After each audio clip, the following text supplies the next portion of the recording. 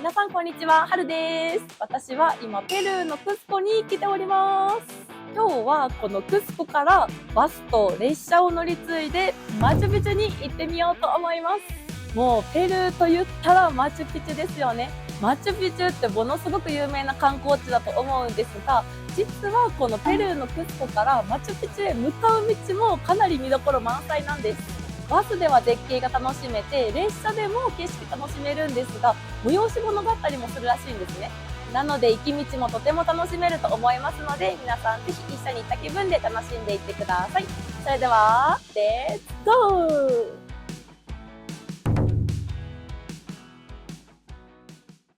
乗り場はこちらのワンタックステーションです。Google マップで調べたら、ここがポッて出てくるんですが、乗り場1箇所しかないのですごくわかりやすい。クスコの市街地から徒歩15分ほどで来ることができます。まずチケットはメールに届くので、それを持ってここの建物に入って、入り口すぐにね、券売機があるのでそれをポチッと押すと番号が出てきます。その番号を呼ばれたら、予約の明細書、パスポート、あと支払いに使ったクレジットカード、この3つを提示したら、メールにまたチケットが届きます。でそのチケットを持って、スタッフさんに見せて、こちらのバスに乗り込むような感じでございます。では早速行ってみましょう。もう出発の30分前には乗り込むので、1時間前には来ておいた方がいいと思います。さっきスタッフさんに聞いたら、右側の方が絶景見えるって出たんで、右に座ろうと思います。やっぱみんな右側座ってますね。私はこの辺りに座りました。足置き場はなぜか左の方しかないですね。こっちも右側しかない。荷物置くところはあるんですが、充電するスペースがないですね。あ、ドリンクホルダーがある。これ地味に嬉しい。でも、ホールでできなくなってる。壊れちゃったのか。バスからマチュピチュに行く方法って主に2つありまして、1つ目はクスコからマチュピチュまで直行電車に乗ること。これが一番楽なんですが、値段が高いです。で、ブログや記事などで私もいろいろ調べたら、一番おすすめの方法がもう一つありまして、まずクスコからオランタイタンボまでバスで行く。で、オランタイタンボからマチュピチュまで電車に乗る。この方がちょっと時間はかかるんですが、安く乗れて、しかも絶景が見れるんですよね。特にバスから見える景色が絶景だそうで、このルートでマチュピチュに向かわれる方が多いそうです。ではそろそろ出発なので、バスからの景色楽しみにしていてください。値段やかかる時間ってその日その日によって違うんですが、今回私が乗った路線では時間はこのくらい、料金はこのくらい違いました。すごい座席がめっちゃ倒れる、ちょっとしたベッドみたいな感じです。伝わるかな？結構倒れてます。快適なバス旅です。では4時半になってバスが出発しました。2時間15分の旅、一緒に楽しんでいきましょう。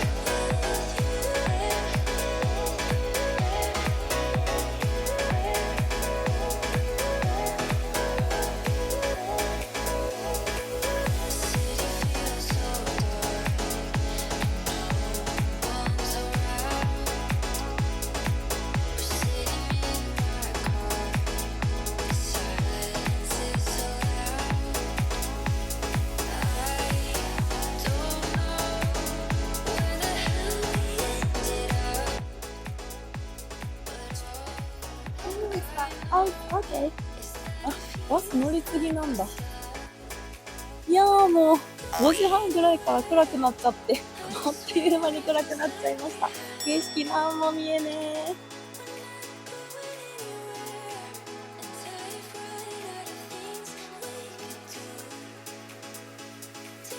ちょっともう暗くなっちゃって風景は見れないんですが、ペルーの市街を出て山を越えて、その山の裏側にある田舎町が見えたんですよね。自然にアルパカとか牛とか羊が飼われてて、ペルーの本当の暮らしといいますか、田舎の暮らしをもう2時間ちょいぐらいゆっくり見れて、それがすごく楽しかったです。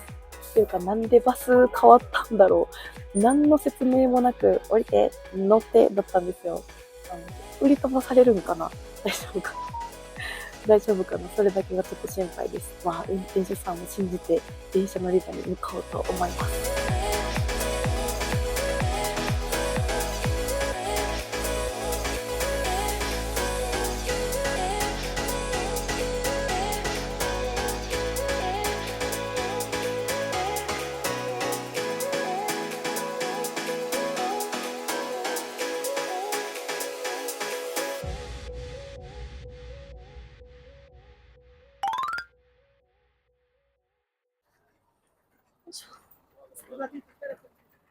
おー、着いた。すごい、いきなり観光地になった。今、6時半でございます。こんなに真っ暗になると思わんかった。お、トイレが1ソルなんで35円。うーわ、完全に観光地ですね。お店がたくさんある。ちょっとゆっくり見たいですが、この目の前の人たちについていかんとはぐれちゃうんで、見ながら楽しみます。あ、この帽子かわいいんだよな。アルパカの毛の帽子。お、向こうに電車が見えますね。これみんな電車待ってるんだ。すごい原始的にフェンスで止められてる。よし、ではチケット見せて入れました。私の座席はどこだろう。うわ、虫がすごい。ってか、こう、電信柱にある、そのは何だろう。鳥の巣。うわ、すごいな。若干ホグワーツに行くときの電車に雰囲気似てますね。私の、座席があるのが G なので G の車両に向かいます。けどね、バラバラなんですよ。これ C、D、F。多分あれが G。あ、やっぱ G だ。G ですね。では、列に並びます。これはペルーラインの紋章です。アルパカかわいいですね。では、乗り込みます。お、すごい。高級感ある。すごいな。荷物置きは専用の場所があるんですね。で、お手洗いにやってきたんですけども、ドン。いきなり出てきた。結構綺麗ですよね。トイレットペーパーが上にあるスタイルなんだ。ちゃんと手洗い場もあるし、消毒もできるし、鏡もあるし、ここからの外の風を感じながらお手洗い使うこともできますね。一応4人相席になってて、4人相席になりました。もう隣も前もいるような状態です。それで、クスコからマチュピチュ行きなんですけども、午前中は結構便があるんですよ。ですけど、お昼以降は12時台と4時台しか今日は空いてなくって、今日街撮影したかったからもう4時にしたんですけど、もし可能なら午前中とかを12時台の便に乗った方が景色は楽しめると思います。ですけど、またマチュピチュからクスコに帰るときは、この電車乗るときは4時台に乗るので、絶対に綺麗な景色が見えると思いますので、皆さんぜひ帰りの便も楽しみにしていてください。あとバスも列車もめっちゃ暑いです。ちょっと今外に出るかなと思ってトレーナー来たんですけども、全然 T シャツで大丈夫。標高高いけども意外とあったかいです。一応持っていくにしてもジャケットは薄めのものでいいと思います。ではマチュピチュ向かいます。皆さん朗報です。席帰れました。車掌さんに席動くのっていいですかって言ったら好きなとこどうぞって言われました。もうね、超ゆったりでございます。車内販売が始まったんですが、ブログとか記事には軽食とドリンク無料って書いてたんですね。ですけど、今はもう全部有料だそうです。残念。いやー、こんなに早く暗くなるとは思いませんでした。ちょっと列車からの景色を撮ることができなかったので、ここでいきなり皆さんにクイズを出そうと思います。日本のほぼ裏側にある南米のペルーなんですが、日本からペルーって片道いくらぐらいで行けると思いますか？15万円とか20万円とか聞こえてきたような気がします。はい、というわけでちょっと答え合わせをしていきましょう。実はですね、そんなに高くなくって、私がいつも航空券を探す時に使っているスカイスキャナーでちょっと見てみようと思います。まず出発地が日本で、目的地がペルーですね。で、これちょっと見てみましょうか。そうしますと、例えば来年の1月であれば、24日が一番安いですね。はい、ということで答えは、片道69,677円が今見たところ最安でした。他の月でも安い時はあると思うんですが、意外と安くないですか？69,000円で日本からほぼ真裏のペルーまで行けちゃうっていう驚きですよね。で、せっかくなんでちょっとどんな路線で行くのか見てみましょう。この69,677円のチケットは、まずジップエアに乗ってロサンゼルスに行くんですね。で、待ち時間がなんと13時間35分ですけど、これだけ時間があればロサンゼルスにちょっと出国してご飯食べたりショッピングしたり、ハリウッド観光とかも全然余裕でできる時間あると思います。そしてスピリット航空、アメリカの格安航空会社ですね。これに乗ってロサンゼルスからナッシュビルからフォートローダーデール、もどこだろうなこれ。フォートローダーデールでも7時間49分待ち時間。そしてようやくリマに着く。で、移動時間がなんと46時間18分、丸2日間かけてペルーに行く路線になりますね。3回乗り継ぐんで、うわ大変だなって思う方もいれば、いろんな国の空港に行けるし、ラウンジでご飯とかドリンクとかも楽しめる。で、待ち時間が長いところではその国で出国してちょっと観光もできるっていう考え方もできるので、どっちかっていうと私はこの路線結構嬉しいです。で、逆に値段じゃなくって一番最適なプランで行きたいって方は、この最適プラン見てみましょうか。この便だと値段は倍以上するんですが、時間は半分以下ですね。20時間30分で到着する。しかもラタムグループ1回 JAL に乗ってロスまで行って、ロスからリマまでの直行便なんですね。すごい超楽ちん。1回の乗り継ぎで日本からペルーまで行けちゃうっていう。でもスカイスキャナーだとこういう最安のプランとか最適プランとか比較しながら見れるので、いつも航空券予約するときはかなり重宝しております。さっき最安プラン見たときに格安航空会社のスピリット航空が出てきたんですけど、こういった海外の LCC とか ULCC 超格安航空会社とかって直接その航空会社で予約しようとすると、その国のクレジットカードでしか決済できないことって多いんですよ。ですけどスカイスキャナーであればそういうのもひっくるめて全部一つにまとめて予約することもできますし、一つ一つで最初はジップエアーで次はスピリット航空でみたいに何回も乗り継ぎする分の予約を自分で取るのってめちゃくちゃ大変なんですね。あと国も変われば時差もあるので、そういうのを考えながら予約するのもめちゃくちゃ大変です。航空券取るのってやっぱちょっと難易度高いなとか緊張するなって方いらっしゃると思うんですけども、このスカイスキャナーで航空券を探せば簡単に安い路線、最適な路線などを比べてみることができるので、かなりおすすめでございます。今南米の動画を出していて、やっぱり南米ってすごい未知で、今まで経験したことないものがたくさんあって、距離も遠いし、国もでかいし、やっぱりこう長期の休みが取れる時しか行けないじゃないですか。なので、もし南米に行くとしたら、やっぱり年末とか長期休みで行かれる方が多いと思うので、もしペルーとか、南米の他の国とか行きたいなって思っている方は、ぜひ今年の年末の旅行先で見てみてはいかがでしょうか。この動画の概要欄にスカイスキャナのリンクポチッと貼っておきますので、年末の旅行の予定まだ決まってない方はぜひ見てみてください。そして私も今後南米の動画どんどん出していきますので、いつか皆さんの南米旅行の参考になれたら嬉しいなと思います。では列車の移動動画に戻ります。切り替え。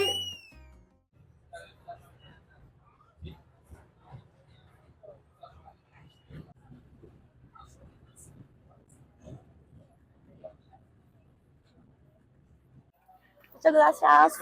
Thank you. 到着。はい、ということで、マチュピチュ到着しました。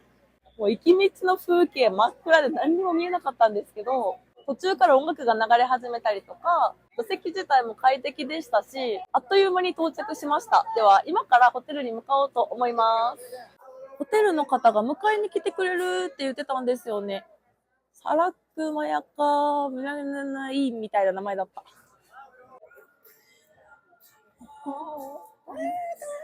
なんて可愛い子なんだ。よしよしよしよしよし。なんとですね、ホテルの方が迎えに来てくれませんでした。今日泊まるお宿、ブッキングドットコムで予約したんですけど、お昼頃に何時ぐらいにピックアップしたらいいですかってメッセージが来てて、列車が駅に夜の8時45分に到着しますって送ってたんですけど、20分ぐらい待っても迎えが来なかったんですね。なんかおかしいなと思って、カフェに行ってちょっとコーヒー買って、Wi-Fi を借りてブッキングドットコム見てみたら、もうメッセージ見られてなかったんですよね。なので今から自分で歩いてホテルへ向かおうと思います。不幸中の幸いで駅のすぐ近くだったんですよね、ホテルが。なので今から向かおうと思います。では到着しました。こちらがホテルですね。お。ほら。はい、では本日のお部屋ご紹介します。せーの。じゃーじゃーん。今日のお部屋こんな感じでございます。ベッドがね、ハネムーン仕様なんよ。一人なんよ。今回このお部屋、ブッキングドットコムで予約して、ちょっといいお部屋でございます。なぜかと言いますと、暗くてちょっとわかりづらいですが、なんと、川の目の前のホテルなんです。ちょっとこの時間帯になると人だいぶ少ないですね。すごい温泉街の音がする。ちょっと暗いんですが、ベランダね、座る場所もあるんですよ。また明日朝になったら移そうと思います。そしてちゃんと机と椅子とテレビもあるんですよね。結構でかいです。ライトは4つついてるんですが、これはコードがないのと、こっちはまずコンセントがなくてね、4つ中2つつかないっていう不思議なライトがついております。こちら水回りです。じゃーん。結構綺麗だぞ。もちろんアメニティとかはないんですが、個人的にね、ここ広いの嬉しい。いろいろ置けそう。やっぱトイレットペーパーは遠いところにありますね。なぜか一段登ったところにシャワーがあります。あれ？なんで回すとこ3つあるんやろ。では、いつものやつやっちゃいましょうか。全然わからん。これ回してみようかな。あ、なんか直撃しそう。こっちからすればいいんだ。せーの。あ、来た。お、水圧いい感じですね。お、これは二重丸。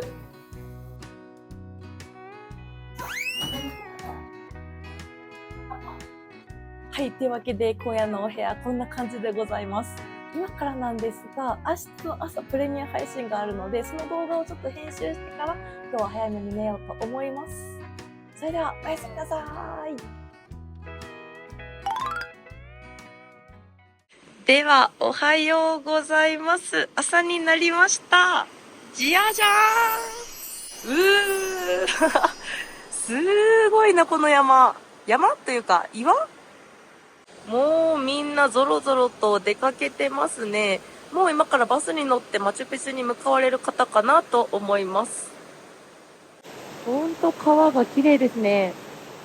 うわ、人がすごい。バス乗り場かな。ちなみにベランダはこんな感じでございます。朝食会場はホテルの横のこちらのカフェでいただけるそうです。朝食こんな感じです。では、いただきます。では、ホテルの近くのこちらのバスチケット売り場で、ここからマチュピチュへの往復チケットを買います。バスチケットは往復24ドル。どっちか選べたんですけど、ソルの方がいいかなと思って、それで支払いました。高い。では、乗車チケットゲット。これは何時のバスにでも乗れるんですが、長いラインに並ばなきゃ乗れないそうなので、今からホテルチェックアウトして並ぼうと思います。ではバス乗り場までやってきました。今回宿泊していたホテルの目の前なのでかなり立地がいいです。では乗る前にこちらの商店でお水と軽食を買っていこうと思います。では購入完了ということでバスへ乗り込みます。結構人がいたので後ろの席へ行こうと思います。通路はちょっと狭め。よし、窓側確保。ではバスが動き出しました。マチュピチュまでのバスの風景楽しんでいってください。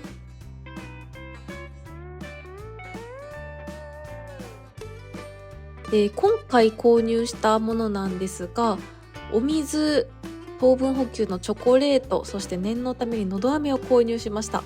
なんとこれ全部で約1000円。高っ。マチュピチュは何でもかんでも高いです。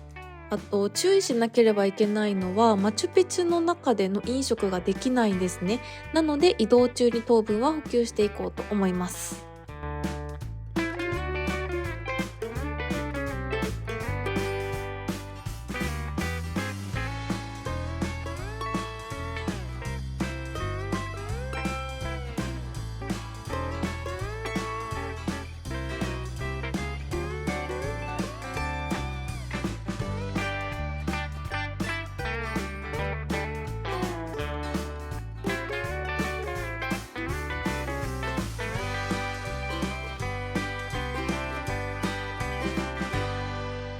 ではマチュピチュ到着しました。こちらがマチュピチュの入り口でございます。入り口は上と下の2箇所に分かれていますね。マチュピチュの入り口にはお手洗いが2ソル約77円、そして5ソル約194円で荷物を預けることもできます。はい、というわけでマチュピチュ到着したので、この辺りで動画終わろうと思います。この動画がクスコからマチュピチュに来られる方の参考になれたら嬉しいです。では次回の動画ではマチュピチュの遺跡見に行きますので、ぜひ楽しみにしていてください。今回の動画少しでも役に立ったよという方は、ぜひいいねとチャンネル登録よろしくお願いします。最後までご視聴ありがとうございました。それでは次回の旅でお会いしましょう。バイバーイ。